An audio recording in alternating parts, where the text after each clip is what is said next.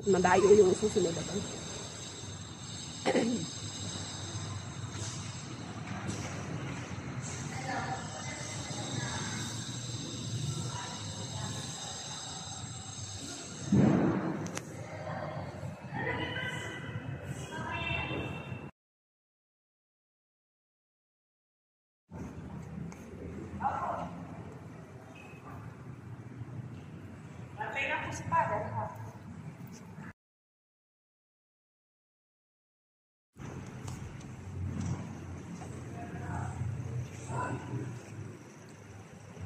Ikaw nandiyan, ikaw ang kapatid.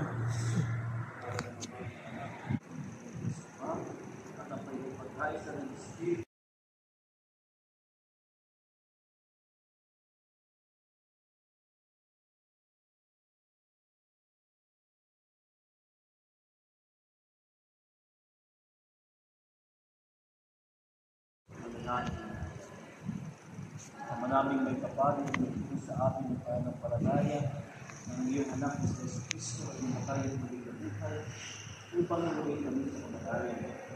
Kaya mga kapatid,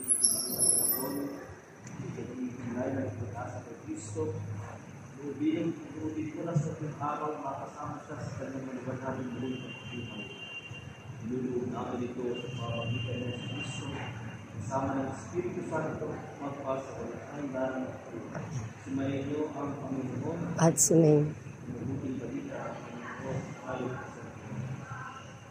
sa Diyos.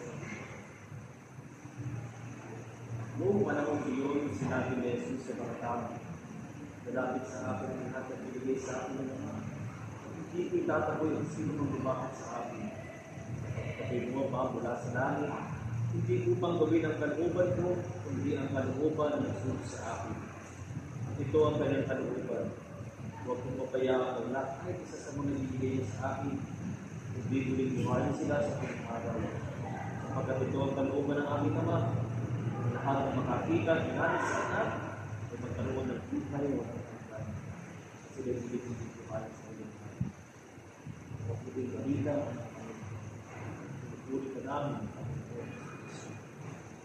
Mga kapatid, leader, manalangin ang buong karanalig sa Diyos na pangkapangyarihan. Binuhay niya muli ang anak na si Cristo upang magpapabuhay ng lahat ng tao. Ang ating itutuloy. Amang makapangyarihan, kami iyong bawaan at ito. Oo, binalan ang aming kapatid, si Maria Pasot. Sa kanya ipiniglang ng buhay na walang hanggan. Naway naman itulog